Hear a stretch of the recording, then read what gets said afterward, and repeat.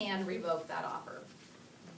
So, and I don't know that you have to have it in writing, but it definitely makes that process a lot cleaner should they try to argue, you know, that point.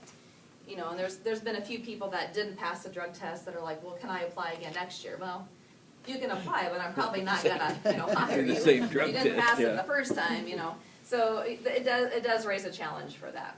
So, anybody else on that?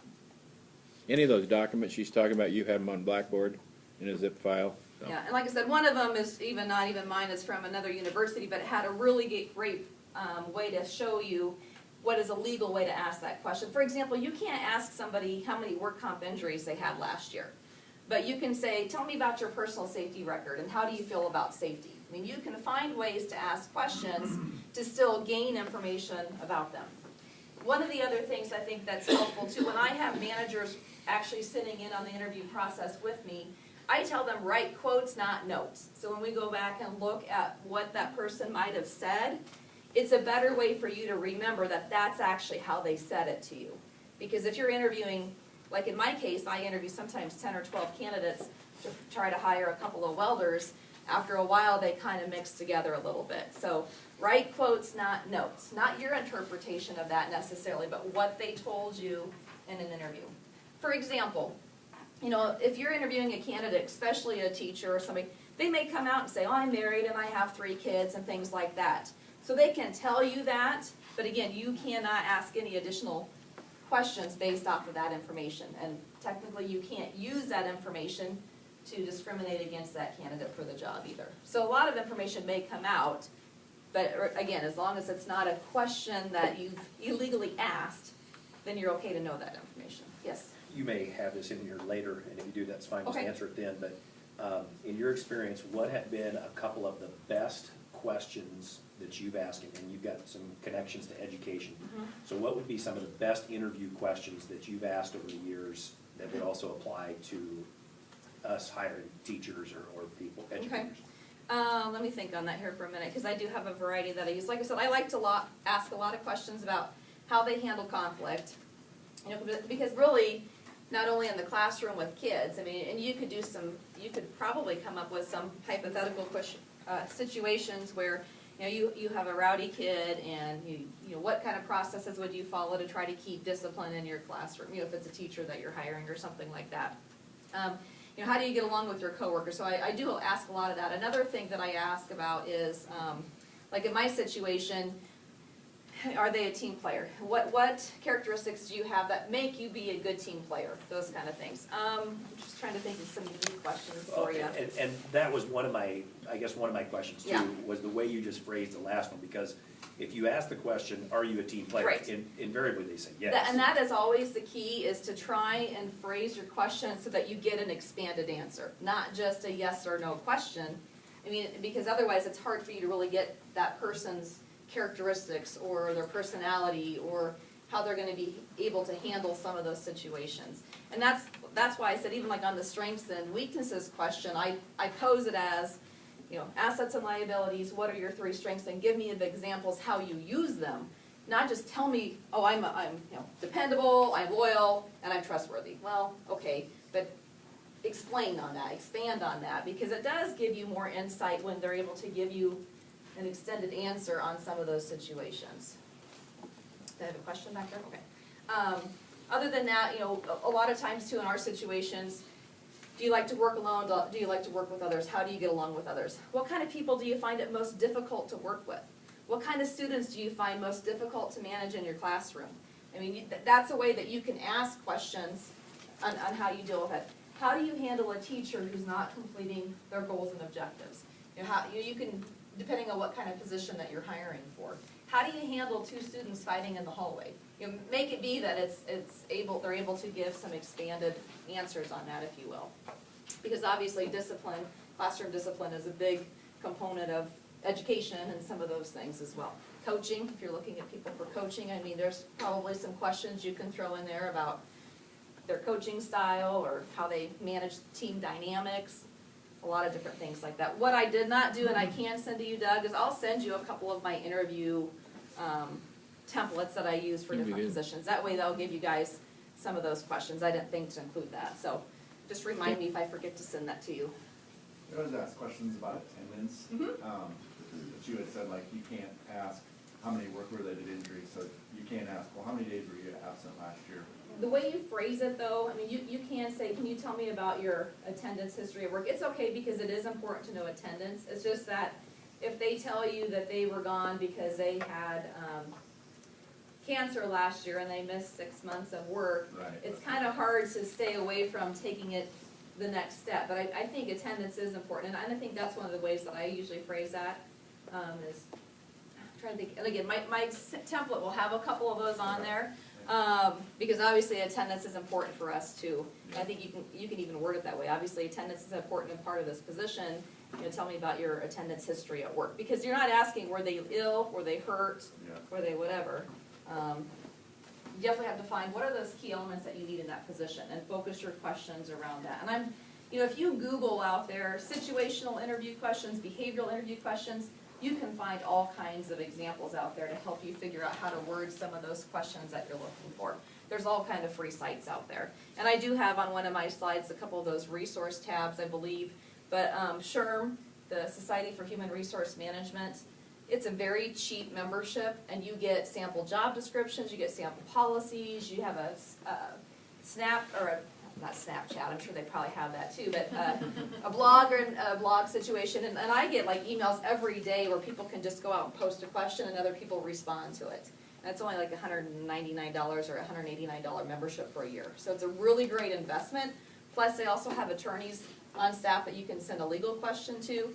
Obviously in education there's a couple of key people you're working with already from an education standpoint, but definitely something to think about. A good resource out there.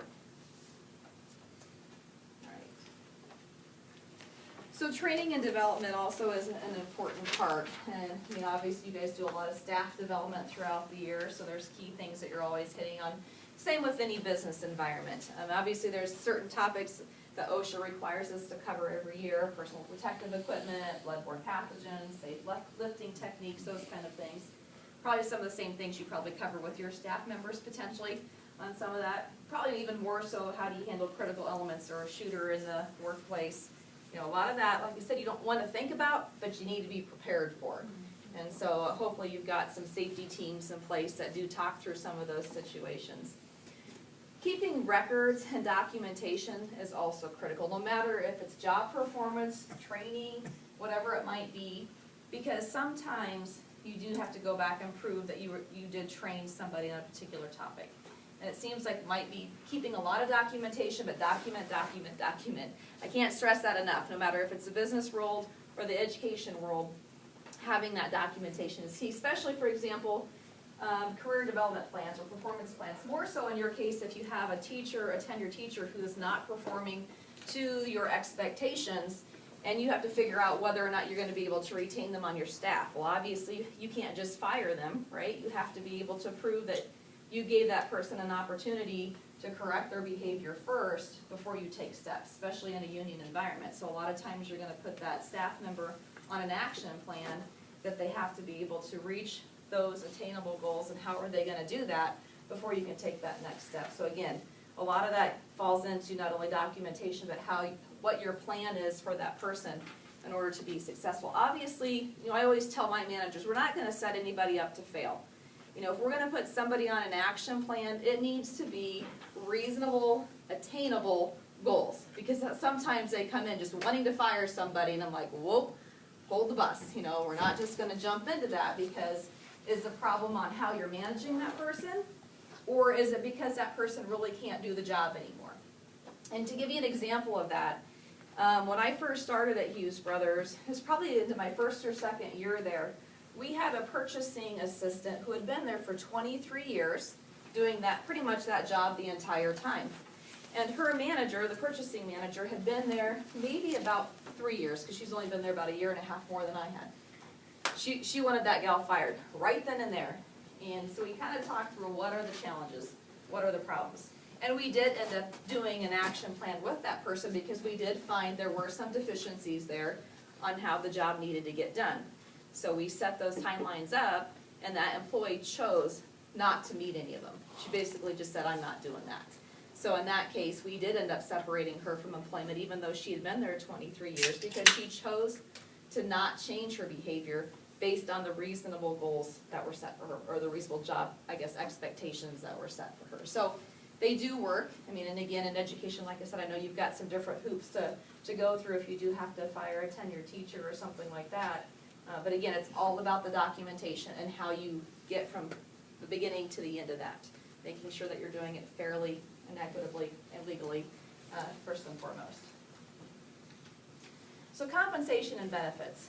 There's a lot of points on this because obviously there's a lot of different things out there that impact us. I mean, most of us aren't probably just gonna go to work if we don't get a paycheck, right? I mean, most of us need that paycheck. It's not all about the money, but yet it is, right? I mean, if we don't have the right component of benefits for employees, they're not gonna wanna stay at our place of employment. And that doesn't mean that everybody can be competitive in every area.